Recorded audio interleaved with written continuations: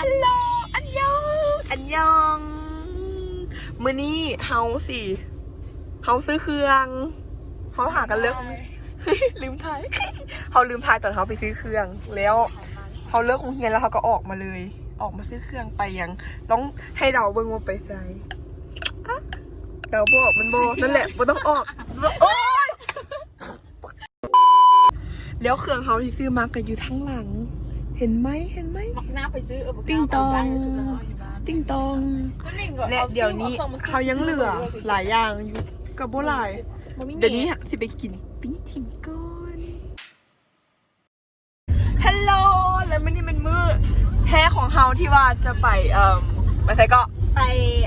เฮ็ดกิจกรรมกับเด็กน้อยนี่นูเงียบได้ไหมมีปูน้อยคนงามคนนี้แล้วก็นานาอยู่ไหนอีกมีเซลาเอ้ยมีคนงามมีนินูแล้วยังมีอีกคันหนึ่งเขามากัน2 คันแล้วเครื่องที่ว่าเขาซื้อมาก็อยู่คันนี้แน่อยู่คันนั้นแน่ถ้าไปฮอดโคกแฮเดี๋ยวเขาจะถ่ายบรรยากาศอ้อมๆให้เบิ่งเซล่าปวดฉี่เซล่าปวดโซเดียง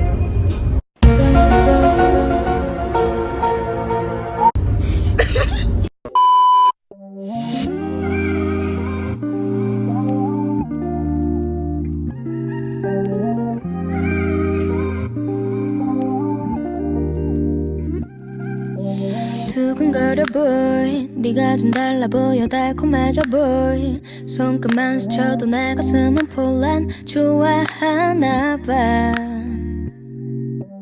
궁금해져 보이 왜 자꾸 서두르니 가만히 있어 보이 그렇게 다가오면 좋던 내 감정이 어디로 갈지 몰라 난 오늘 awesome 상큼하고 앞선 Hello แล้วเขาก็ฮอดแล้ว Hello teacher Yeah I'm vlogger Hello แล้วเขาก็ฮอดแล้วนักเรียนเขาก็กำลังจัดโต๊ะจัดตอกให้เขานั่งเขาพวกเขาไปทำ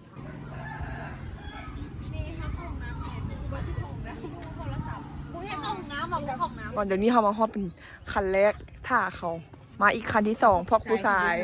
ที่บูฮูอินโนอินเนอย่างมาทำไรแล้วเขาเกิดได้มาฮู้ว่าเขาหากับเขาห้องท่าเขาบันนี้ท่าเขาฟ้าท่าเขาเฮียนแล้วเขาก็ไปให้กิจกรรมกับเขาตัวอย่างเขาตัวอย่างโอ้ยมันสิมาเข้ามาใกล้ติ่มอันยังคิดดิ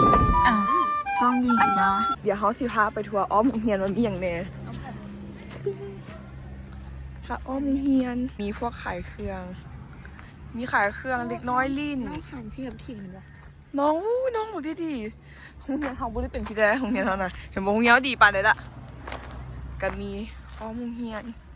มีต้นไม้อยู่นี่ต้นไม้โคตรหลายเลยงามพีชฟูมากยี่หันกับเป็นเดินเตะป่านเขาเล็ดไม้เฮ็ดคืออะไรงามตายเลย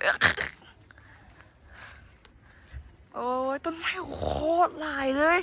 บุคือต้นไม้ของเฮียนเขาจะไปเอียงมาลงตรงแปลงฮะอันนี้คือปลาฉลามจากไผ่เบ้านูจากไผ่เบ้าคือมองไหนมาแล้วสวัสดีมาแล้วเขาก็สิไปหาเขาแล้วผู้ชายเขากลับมาฮอดแล้วคันที่กลับมานะคนมานำคันผู้ชายแล้วเป็นผู้ชายเขาเป็นผู้ชายเนาะเพิ่นเบิ่งไหมเขาบ่มีนมไหมเขาแบ่งคนอีหยังต้องนมแบ่งขนาดแล้วเขากลับมาฮอดสวัสดีมาฮอดเชิญฮัลโหลแล้วเขากลับมาฮอดเมดิท่าเขาเลิกโรงเรียนแล้วเขาก็สิมาเฮ็ดกิจกรรมกับเขา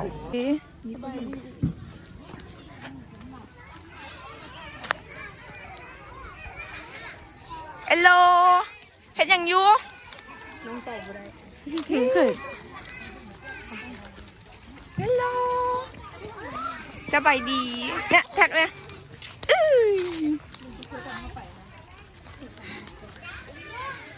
แล้วเขาก็สิมาทัวร์ของน้ำบึง ว่าเป็นยังไงหาแล้วของน้ำอยู่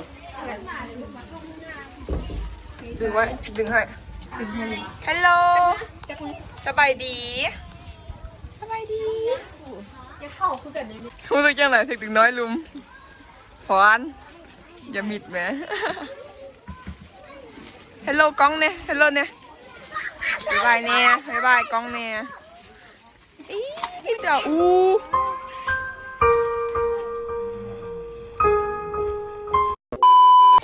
แล้วเขาก็ถัวของน้ำแล้วเป็นยังไงกะมืดบ่มีไฟโรงเรียนเขากะนั่นแหละก็อยู่ก็ถือว่าโอเคอยู่ในระดับที่โอเคที่ดีตัดออกเดี๋ยวตัดจะตัดออกฉันบอกว่าโบตัดดิแล้วเขาก็สิมาหาพวกคนกลุ่มรวมเขา my gosh คนนี้เขาไปนู่นเขาของกอสั่งไปเลยสบายดีครูน้องยังเขียนอยู่อ่ะสบายดี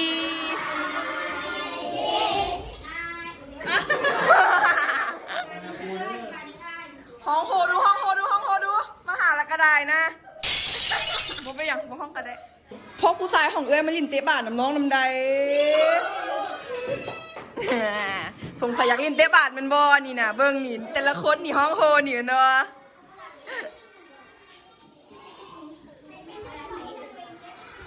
ที่ให้เอ้ยถามซื้อแต่ละคนบ่อ่ะเริ่มต้นที่ก่อนกันแหละซื้อหยังสันติสุขซื้อลินเด้นี่เด้คนนี้เด้ซื้อก่อนโนนอันนั้นเด้เด้หายกล้องเนี่ยหายเลยบ๊ายบายเลยฮะเดี๋ยวเขาให้ป.1ไปก่อนเหรอเดี๋ยวเขาให้ป.1ไปก่อนป.2ไปเดี๋ยวนี้เขาก็พาเด็กน้อยเขาได้คุมเด็กน้อยห้องป.3ก็เพดังเวลานี้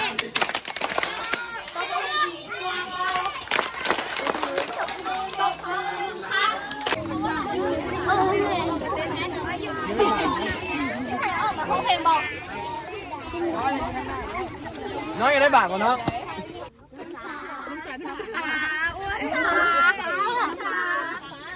ต้องกูไปข้างหลังให้กล้องเนี่ยให้เนี่ยบ๊ายบายเนี่ยบ๊ายบายกล้องเนี่ยโบแมนตี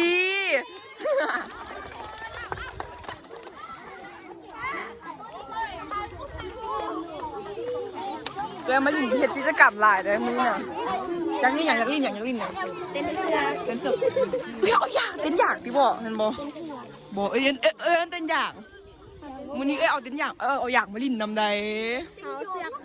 เต้นหยงบ่มีเต้นหยงเต้นยังไงเต้นเบิ่งกันดู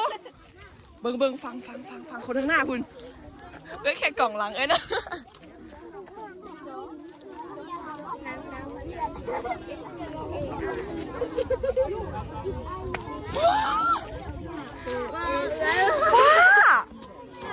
ฟ้า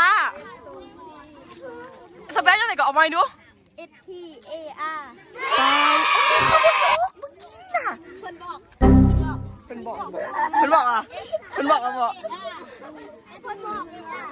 แมนเพื่อให้ทุกคนเนาะได้สร้างสายสัมพันธ์ซึ่งกันและกันแล้วก็เพื่อในอนาคตข้างหน้าเนาะเพื่อแหละเพื่อนนั้น เจ๊ยังไงวะหัวใจยังไงนี่หัวใจดู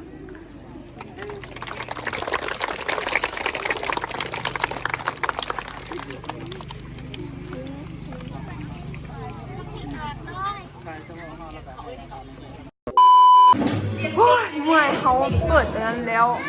มีแต่เขามาวันนี้ตื่นตั้งกับเด็กน้อยแล้วต่อไปเขาก็ซิมีการแสดงโชว์ดีดกีตาร์ให้เด็กน้อยฟังก็เขาเบิ่งเหื่อมีกอดฮอตแล้วก็เขาก็สิออกไปลินกิจกรรมอยู่รอบอีกเดี๋ยวนี้เขาก็ลินกิจกรรมของเขาอยู่หลายคนแท้เดี๋ยวขอไปเปลี่ยนเกือบก่อนเกือบเขาอำนวยหลายขอเปลี่ยนกับอีแตะก่อนเป็นกับอีแตะแล้วเอ้าสู้สวัสดีทำไมพวกเธอไม่ไปเล่นแล้วเลยสิกลับแล้วดิอ๋อสิกลับแล้ว กลับละเนาะ 3-4คนนี้ควีน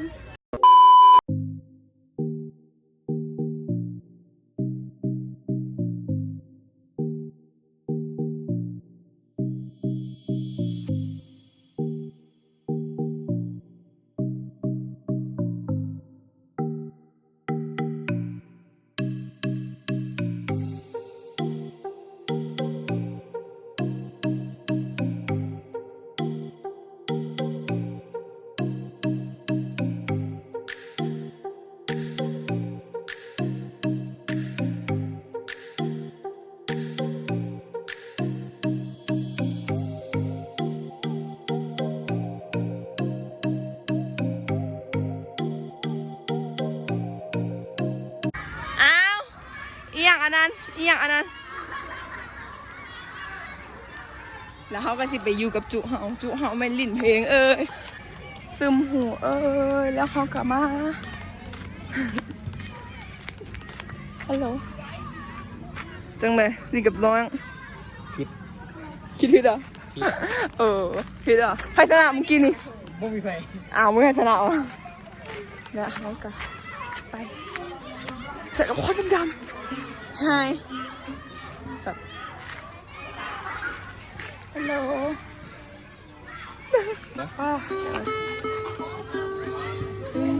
เอ้า อายปุ๊บอายเด็กน้อยเลยฮะอายเด็กน้อยเลยฮะ ใจของฉันมันดาบาดาบาดาบาดาปัมปัมปัมบาดาปัมปัมปัมปัมปัมดาเขาเป็นติดลิขสิทธิ์ น่าจะยืมกองไนกี้มา เดี๋ยวนี้ก็ได้เวลาที่ว่าเราต้องกลับไปโรงเรียนแล้วแซดบออยากมาอีกบอเพราะน่าคันมีโอกาสมาสิมาอีกบอ มาเลยเนาะถ้ามีโอกาสจะได้ไปบางเดียวแล้ว โอ้ยตายเดี๋ยวเขาจะไปเมียนพาเด็กน้อยเมียนเชี่ยแล้วกับนั่นแหละแล้วเดี๋ยวนี้เขาเกิดกำลังสิเตรียมเครื่องเมียนเครื่องบุญไว้มหาสภักแล้วเขาเลยบอกโอ้ my gosh ให้น้องเลยไหมให้น้องเลยนี่เขากำลังที่กลับงามเถอะไปนู่นเดี๋ยวถ่ายน้ำเดี๋ยวเ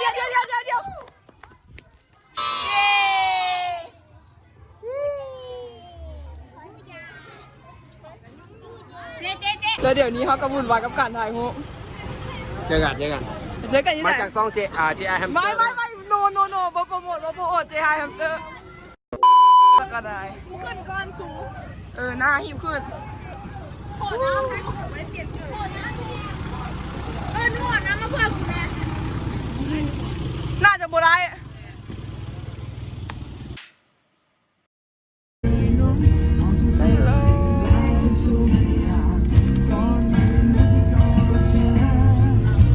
เป็นโลแล้วเขากระห้องเฮียนเขาแล้วเป็นโลหันมาดูสู่หันมาเนี่ยบ่หันมาอีกได้หันนะอันยองอุ้ยใจอันยองเอ้าเฮ็ดอีหยังอันนี้เขามาห้องเฮียนเขาแล้วโอ้ my god มื้อนี้กะไปได้ไปเฮ็ดกิจกรรมกับเด็กน้อยกับมวนโคตรมวนนูมึงกลับมาเนาะแล้วเขากับสีไปกินสินดับต่อยังบ่มีไผ่ขอแม่ขอพอเถอะอันนั้นไว้ก่อนไม่กอดเมื่อยไผ่อยากให้เขาเฮ็ดคลิป one day in a school หรือว่าถือบอกว่า one day in school เขาจะมาเฮ็ดให้เบิ้งแล้วเขากลับมาฮอนแล้วดีของนะไอ้อันนั้นเปลี่ยนอยู่คุณบุ๊กเปลี่ยนคอยล้างตีนหรือตีนเปื้อนเดี๋ยวเขาจะไปเห็นเดี๋ยวนี้เขากลับมาห้องน้ำเด้อเห็นบอดี้เกือบเป็นเซนอีเหี่ยวนะบ๊ายบายฮัลโหลเหลือแต่คนนี้คนไปบอกก็หลายคนเหลือทำนี้เดี๋ยวเขาก็จะเอาไปกินซินดาดบาย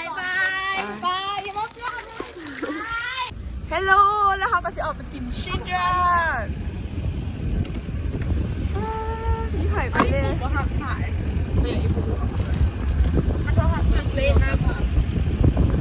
ลักทุเล มึงโคตรงามเลยโคตรงามเจออีนานอ่ะอีนานเลย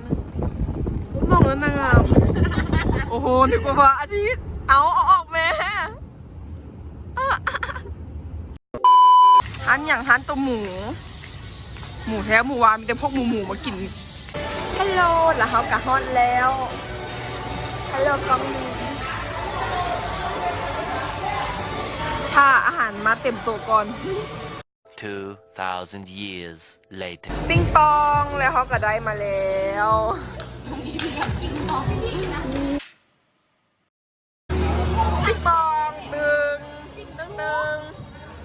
ตึงอิ่มแล้วก็พากันมีดฟ้องอีหาอีโหงฮัลโหลดูงามตาเลยยังเหลือกุ้งซีโตพายากินมาได้ฮัลโหลแล้วเขาก็มีคนไปส่งแล้วคนไหนอาทิตย์จอง ลูกกูเองเนาะ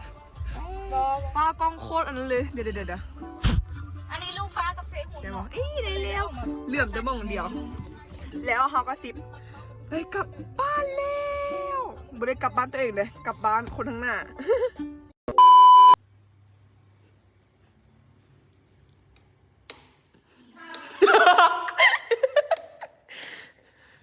จะเกลือให้ซองบอซองเห็นเลย